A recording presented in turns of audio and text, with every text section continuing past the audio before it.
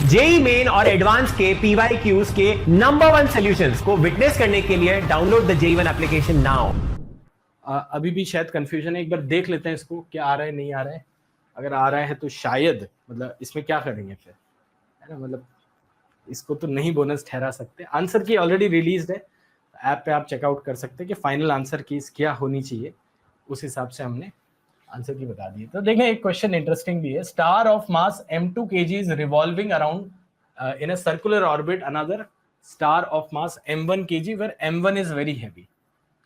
m1 and m2 is small one, और ये late से किसी मोमेंट पे r डिस्टेंस पे एक सर्कुलर मोशन कर रहा है। मतलब if it is moving in a circle then mv square या m2v स्क्वायर बाय r एक इक्वेशन हम लिख सकते हैं, है ना। And that is only because of the gravitational attraction between these two. So g m1 m2 divided by r square equal to m2 cancel हो जाएगा और एक r भी कैंसिल हो जाएगा, और देखो अपने पास ये एक इक्वेशन आ जाएगी, ठीक है जी, जो शुरुआती क्वेश्चन में दे रखा है। Now this is something which is happening. Heavier star slowly acquires a mass, है ना। तो हेवियर स्टार मतलब m1 का जो रेट है वो पॉजिटिव है, पॉजिटिव गामा है, and obviously if there is no other loss of mass that means m2 is losing this mass at the same rate। तो m2 का मास रेट नेगेटिव है तो उससे माइनस आता है प्लस आता है, वही एक चीज चेक करेंगे। मेरा तो प्लस आया था मेमोरी बेस्ड में, एक बार और देख लेते हैं।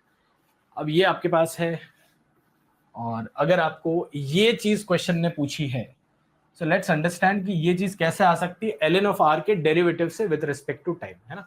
ln r का डिफरेंशिएशन किसी न किसी तरह हमें करना है, तो वो इंट्रोड्यूस करने के लिए एक तो स्पीड को हमें यहाँ पे स्पीड को हमें एलिमिनेट करना पड़ेगा। तो m2vr which is also the angular momentum and because the force is acting along this line passing through m1, तो l इसका कांस्टेंट रहेगा, इसमें आई थिंक कोई दिक्कत है नहीं, as torque of this force is 0।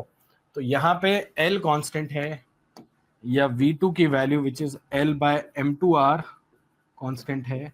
ये एक और चीज हम सर्कुलर मोशन से ही बोल सकते हैं, यानी कि from 1 and 2 what we can say so far is v square में यहाँ पे रख दो, जी m1 इक्वल टू, है ना, from 1 and 2 l square bye m2 square r square, और एक और r आ जाता है ना। तो यहाँ पे देखो r का एक फंक्शन आ जाता है हमारे पास क्रॉस मल्टीप्लाई करके l square by G m1 m2 square, ठीक है। यहाँ तक ऑल क्लियर। तो सर्कुलर मोशन लगा दिया, ये लगा दिया, और सो फार यहाँ पे अपन कहीं पे माइनस साइन लगाएं नहीं लगाएं, मतलब ऐसा भी बोल सकते हो आप कि यहाँ पे माइनस साइन, बट उससे फर्क नहीं पड़ेगा, है ना, क्योंकि वो मैग्नीट्यूड को अपन ने इक्वेट किया है। तो let's differentiate this now with logarithm, है ना, क्योंकि हमें फिर जल्दी आंसर मिल जाएगा। तो ln ऑफ r अगर आप ले लेते हैं तो ln of l square bye g is one term, ये डिनोमिनेटर में है, तो ln of m1 minus sign के साथ ये आपका -2 ln m2 लिखा जाएगा, and 1 by R D R by D T क्या आ जाएगा। अब ये कांस्टेंट है तो इसका 0, इसका क्या आ जाएगा -1 by m1 d m1 by D t, ठीक है। अब यहाँ ध्यान देना 2 by m2 d m2 by D t, ठीक है जी, along with the science. Now m1 is much much greater than m2, मतलब ये टर्म आपकी नेग्लिजिबल है, ठीक है जी। m1 is much much greater than m2, ये क्वेश्चन में दिया है, तो लेट्स यूज इट हियर, मतलब एक ही टर्म आपकी बच जाती है यहाँ पे, and that is also coming with the minus sign, yes और no, because dm2 by dt is minus gamma according to the question. तो नहीं जी, माइनस तो नहीं आ रही है, प्लस ही आ रही है, as we have discussed before, ठीक है। तो मतलब रेडियस आपका इस हिसाब से क्या बढ़ना चाहिए, मतलब अब ये देख लो प्लस माइनस का मतलब क्या है, क्वेश्चन बनाने वाले ने माइनस साइन लगाया है बिकॉज रेडियस आपका बढ़ना चाहिए, ठीक है जी। पर देखो हो क्या रहा है, obviously because the gravitational attraction is kind of same, है ना, ये मास लूज कर रहा है, ये गेन कर रहा है, एक ये वो सिचुएशन है। एंड स्पीड की बात अगर हम करें यहाँ पे, है ना, तो m2 is losing mass, and how can r change, it depends also on the speed, है ना।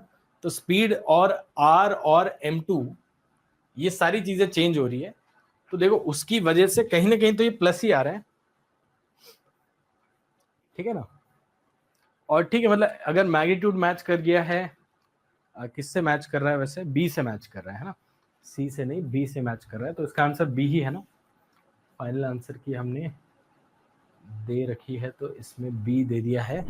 जियो स्टेशनरी सैटेलाइट, इसमें एक वो था ना कि ऑर्बिट्स ऑपोजिट है सेम है, कई बच्चे सेम सेंस बोल रहे थे, ये ऑपोजिट आया एक्चुअली, मेमोरी बेस्ड में भी किया था। एंड R2 डिस्टेंस एक बार सारी कैलकुलेशन दोबारा देख लेते हैं। Period of the second satellite as measured from the geostationary satellite, है ना। हाँ, तो आंसर फिर इसका 2.33 है क्योंकि ऑपोजिट है ना, तो 2.33 है। Let's write the equation of T square proportional to R cube first, and T1 अपने को दिया है ना, फर्स्ट वाला अपना जियो स्टेशनरी है, तो T2 बाई T1 का square is R2 bye R1 का क्यूब, ये मैं लगा रहा हूँ, that gives me T2 equal to T1, R1 is bigger, है ना, क्योंकि जियो स्टेशनरी का रेडियस बड़ा ही होगा, और वो आपको 3/2 में, मतलब कि 11 का क्यूब विच इज 1331, तो 1.331 यहाँ से ये नंबर आ जाता है, ठीक है। But question is not asking this, if they are in opposite direction, तो क्या हो रहा है कि भाई ये ऐसे जा रहे हैं, है ना, ये 1 है और ये 2 है, तो आप इसके रेस्पेक्ट में इसकी रिलेटिव ओमेगा क्या देखोगे, है ना, तो omega relative is omega 1 plus omega 2, है ना, क्योंकि रिलेटिव एंगुलर स्पीड आप देख पाओगे, फिर उसके करस्पॉन्डिंग जो टाइम पीरियड आएगा, so that time period is 2 pi by omega relative, which is 2 pi by omega 1 plus omega 2, and omega 1 omega 2 को अगर आप 2 pi by T1 2 pi by T2 रखते हो, तो T1 T2 by T1 plus T2 इसका answer आ जाएगा, ठीक है। तो लेट्स कैलकुलेट T1 की ही टर्म्स में, T1 is 24 hours, T2 is T1 by 1.331, and this whole thing is T1 1 plus 1 by 1.331, एक T1 कैंसिल हो गया, एक T1 रहता है विच इज 24 आवर्स, 1.331 कैंसिल हो जाता है, डिनोमिनेटर में 2.331 रह जाता है, so that gives you the answer 24 hours by 2.33, है ना, क्योंकि round off to 2 decimal places, and that is your answer. P लिखा था ना इसमें क्वेश्चन में। Thank you so much for watching our solution. I hope आपको अच्छा लगा, और ऐसे और भी सोल्यूशंस आप देखते रहिए, मेहनत करते रहिए, क्योंकि JEE Ones today, IITians tomorrow.